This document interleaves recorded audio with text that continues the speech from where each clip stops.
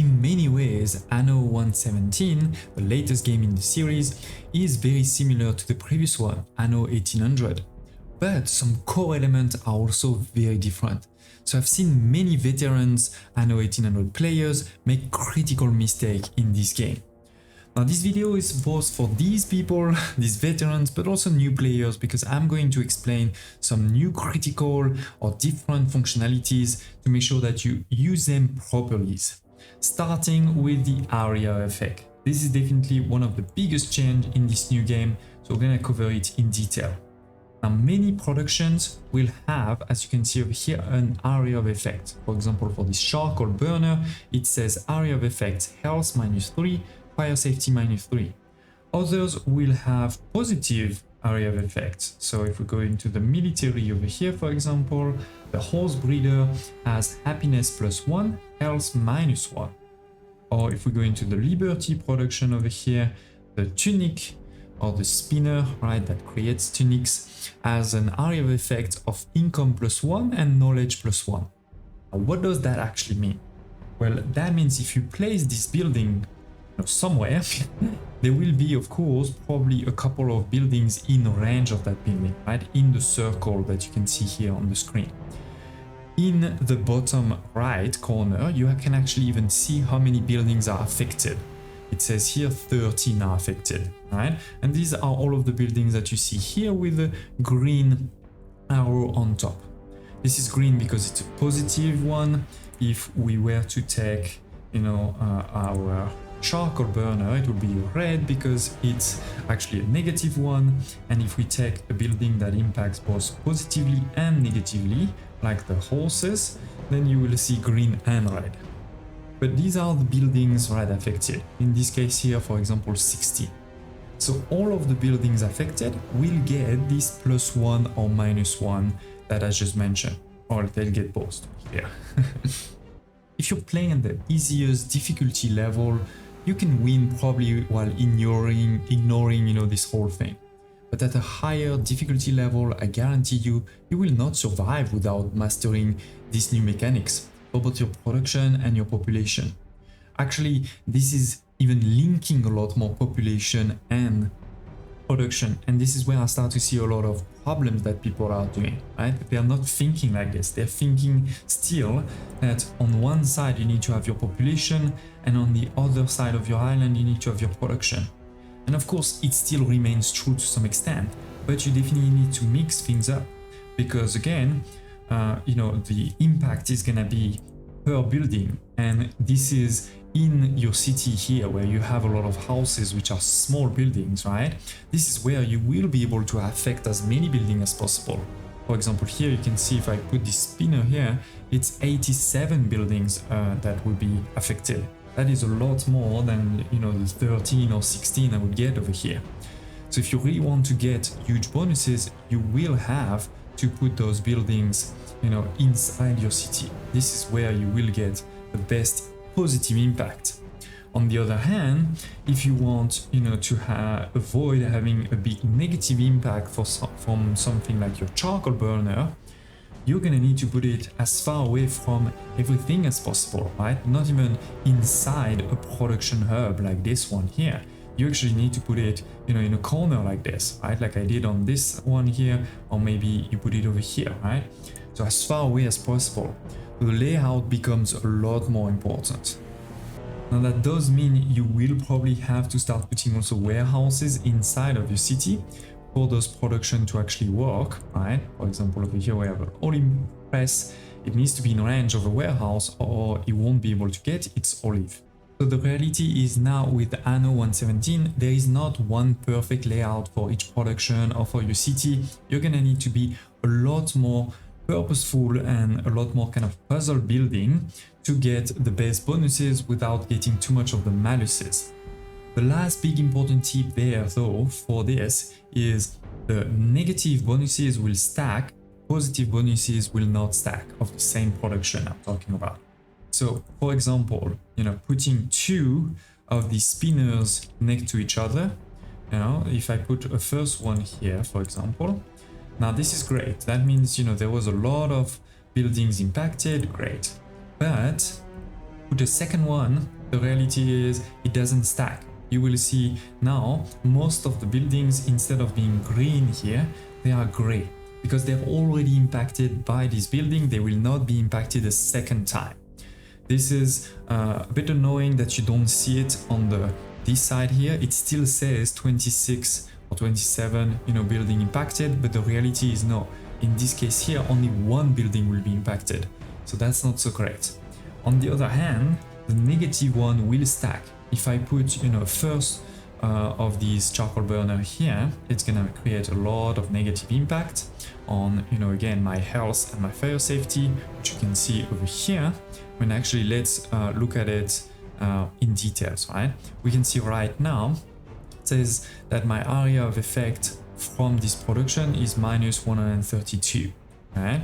Now we're gonna put a second one, and it is going to start decreasing even more. It takes a second for the production to start, but when it does, here it is. Now it is 171. So with this, the negative impact do stack versus the positive one don't. So no point in putting tens of spinners next to each other. You want to actually spread them apart. Last element on this is these bonuses and maluses will only be provided if the production is actually working, right? So if you don't have, for example, the input, in this case here, if we don't have amp, it's not gonna work. Or if the building is full, if the production, storage is full, it's not gonna work. Which leads us to the second really important change in Anno 1.17 is passive trade. Passive trade is a lot more important in Anno 1.17 than it was in the previous game. I've made a full video on trading in Anno 1.17, so I'm not gonna go into all of the details. You can find it in the video description below on the top of the screen now. But basically there's two things here you really need to change if you've been playing previous Anno games.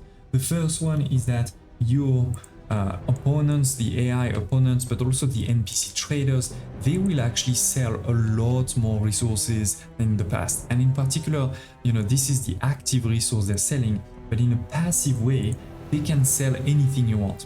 Anything will be available passively.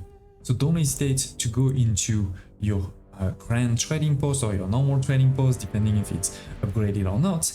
And you're gonna be able, to choose which resource you want to buy and sell, right? There is even a quality of life improvement over here where you can decide for all goods to sell when above a certain way. And this is definitely something I suggest you do right away. As soon as you get a new island, make sure that you select this island, you select a good, click on all goods, click on this button, sell all good, and you put something like 100. Basically, it depends on, again, on your storage, but you don't want your storage to be full. You want to make sure you are selling some. Otherwise, again, the productions will stop, and therefore you will lose all of those areas of effect, which will likely mean, you'll start getting into no money, your happiness or health will decrease, etc. So just be careful with that. But the second, again, is that it's not just about selling, is you can pretty much buy anything you want. So if you don't have the fertility on your island, you'll be able to buy. Or more importantly, what I usually do is when I start getting some good money, I make sure that I save for all of my construction materials, right? These ones over here, I say buy, because these ones, they don't usually give you any positive in terms of area of effect. So it's fine if they're full, but on the other hand, if they're empty, then I won't be able to expand. So I'm usually buying them, and as I said, even if you don't see them in terms of the active trading, right? Meaning if they're not here, that's fine, they can still sell them to you. So trading, passive trading, really a lot more important than in the past. Mistake number 3 I see people do a lot, especially veterans player, is they try to give all of the resources that are asked by their people when it's not needed at all. I mean, I'm not saying you should never do it. Like, as you can see on this island over here, yes, I'm giving those tier 1 people everything they need, because tier 1 is pretty easy to do. But when you get into higher level, it becomes a lot harder, and it actually becomes something you probably shouldn't even do. So why do they do that? Well, in the past, you needed to provide all of the basic resource, all of the basic needs that were requested to be able to upgrade your people. Now you don't need to do this. You only need to provide enough to be in the green. And to be in the green, you don't need to provide.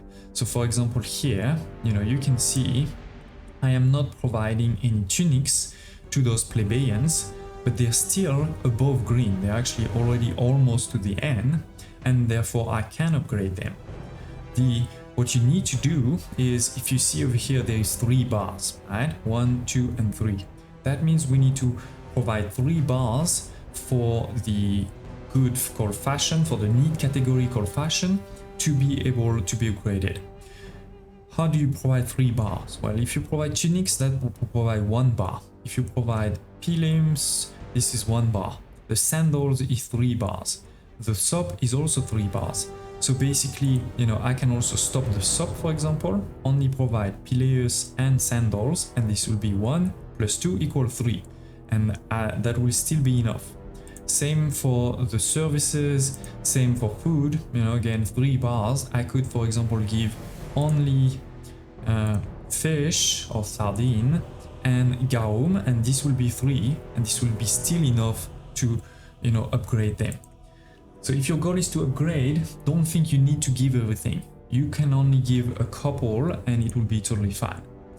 But more importantly, you don't even need all the time to upgrade, right? Especially when you get to the higher tiers, sometimes you don't even need to upgrade, or you can't even upgrade. Obviously the patricians, this is the top level right now before DLCs come.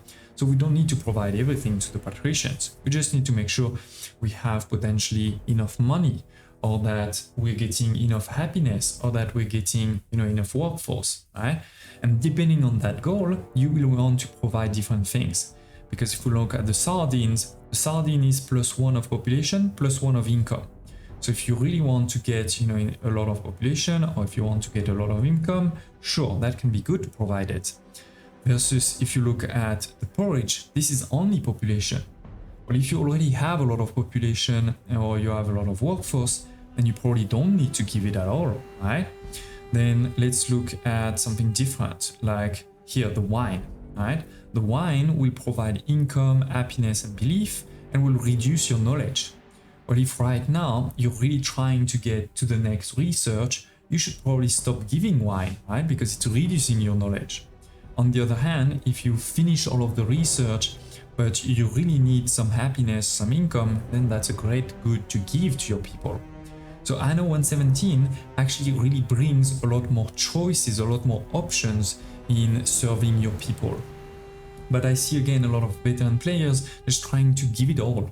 And frankly, at the highest level of difficulty, it becomes pretty much impossible to give it everything. Or it becomes not just impossible, but the bad thing to do. Because many of those productions, will take a lot of workforce. They will take, a lot of space to do. And therefore, you actually shouldn't do them all. You should just do the one you really want to link to what you're trying to do. If you're trying to if you're low on income, then focus on the one that have income. If you're the low on workforce, focus on the one that are giving population, etc., etc. Of course, as always, make sure that you're also providing enough of what you're trying to give, right? By going into your statistic menu. If you don't know about the statistic menu, I made a full video on it too, so you can check that one. But this is pretty similar to Anno 1800, so I won't go into details on that one here. In Anno 1.17, you can use both normal 90-degree roads, but you can also use diagonal roads. It's not one or the other. You can use them both at the same time. And with this, this really helps a lot more in this kind of puzzle mechanic. In this puzzle mechanics of min-maxing every space that you have. So please don't hesitate to use both of these. Like you can see over here, I have a diagonal road.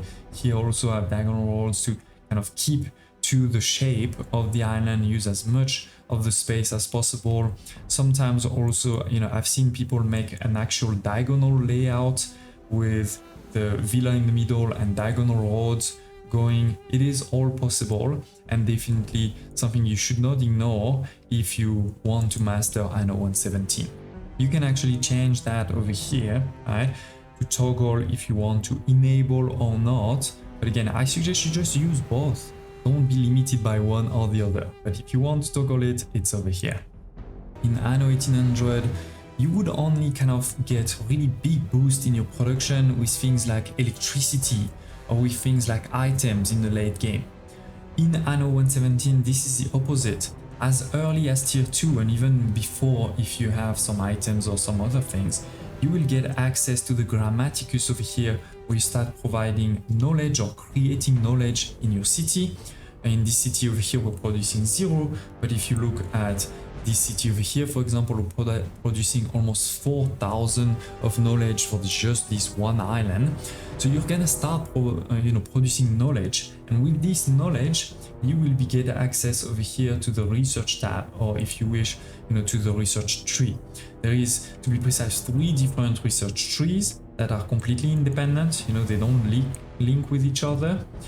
This is the economic one, the civic one, and the military one. And like I said, you get access to this pretty early in the game. So I see a lot of people that make the kind of mistake of ignoring it, not trying, to increase, for example, their knowledge production by placing the Grammaticus in the right place, by trying to find which goods also provide knowledge versus just, income, etc. And therefore they get, quickly kind of outpaced by the AIs in high difficulty levels, just based on research, because some of those research will be very powerful. They will give you access to new troops, new ships. They will give you access to new buildings like the watchtower, the well, and the latrines that can really help for your city attributes. So please don't make that mistake. Remember in the previous tip, I said you don't have to provide all of the needs to your people. Well, definitely the Grammaticus is not one to ignore. You should do it right away and try to give it as much as possible to all of your people. And the same, of course, in Albion. Similarly, you have religion. Religion really wasn't the thing in most of the recent Anno, and people kind of seem to ignore it right now, which is a big mistake. Each of your island can be given a local god, a local patron, right? But then you're not just gonna have the local impact, you're also going to have the global impact. And this is again something that many people seems to completely ignore, when it is giving you a huge bonuses. One that in particular I see a lot of people ignore are the shrines. Yes, at the beginning when you have a small island, let's assume, this new island over here where there's basically nothing, you're gonna see that you can only put 1 shrine, and you're gonna be like, oh, 1 shrine is not gonna impact that much. But look at this. This is, for example, the shrine of Neptune, +1 of income, +1 of safety for each of the building in range. And you're gonna be able to put quite a few building in range. This is a very small city, it's still 42 building in range. So we're talking about 42 of income, 32 of safety, for the cost of what? The cost of 1 house. You delete 1 house and you place the shrine. So again, really cool, because you can just easily do that later. You don't have to rebuild your city, you just delete 1 house and you replace it by a shrine. But 1, already just 1 was a big impact, right? But look at a city like this. A city like this can probably have like 10 shrines on this island. So that's gonna give you a lot more, right? Now we're talking about hundreds of coins or hundreds of points. This is frankly gonna be the difference in the highest difficulty level between you being in negative and being in positive for things like safety or fire safety or happiness. But that's not the only thing. You're also getting huge boost to your productions or to other things. So for example, with Ceres, you're gonna have a boost for not just the bread, but for the entire bread production. So bread, flour, and wheat. Also similarly for porridge and oats. Same for, the wine production and many others. And we're not talking about small boosts, right? It will depend, of course, on how many you have. But again, this is why you should not ignore it. But in this game over here, where you can see I have, almost 5,000 of devotion to Ceres, we're talking about 60% plus 60%. So instead of 100%, it's going to be 160% for all of those productions. That is, almost quickly we can get to 1 building is the equivalent of 2 if you didn't have the Ceres boost. But additionally, you can also see all residents provide additional population. That is huge, right? First 1, then 2, now I'm getting 3 plus 3 population on all of those residences for the islands aligned to Ceres. And then for Mars, for Mars you're gonna get, sorry, this island doesn't have a lot, but let's look at this one here, right? For the whole production chain of weapons, of the whole production chain of sandals. So even if you're not thinking about from a military point of view, we're talking here about pigs and salt, which are used in other production than sandals, right? Or here we're talking about iron and charcoal that is using pretty much in so many productions, right? So this bonus is also super useful. But the other one that's super useful is the troops recruited on this island will have higher morale and reduce workforce and money upkeep. That is a huge one. That means anybody who creates army on the island that is not aligned to Mars is really doing it the wrong way. In Anno 117, we need to now start to specialize islands based on the god, not based on the fertilities or based on the size of the island. You need to base it on the god. Of course, you need to choose the right god for the fertilities of the island, etc. But you need to have the god aligned, otherwise you're making a huge mistake. In Anno 1800, you also had fires and pandemic and things like this. But frankly, in most cases, you could sort of ignore them, or it was fine to put a fire station here and there and you'll be fine. In Anno 117, especially in the highest difficulty levels, you will be making a big mistake if you ignore those 3 numbers over here: the island health, the island happiness, and island fire safety. Again, this is a very complex topic, so I've made a full video on it that you can find in the video description below on the screen now. But I do want to share that, again, you can't really ignore it. It is really linked in particular to the area of effect that I mentioned before. So it's kind of 2 mistakes that veteran players are doing, and it is both positive and negative. If you ignore it on the negative side, you will have a lot more of infernos, riot, and these are not small things. You can get basically half of your city in a fire at the same time, and at that point I guarantee you won't be able, 1 fire station or even 2 won't be enough to do anything. The unrest, you can get to a point where you actually have soldiers, not just your people that are rioting, meaning they're not working. No, you're gonna have actual soldiers on your island that you're gonna have to fight. So don't ignore it on the negative side, but also on the positive side. By now, when I'm doing it the right way on this island, when I'm getting to 1.7k of happiness, that means every 30 minutes I'm going to have a festival of joy, and this festival of joy will give me a lot of bonuses.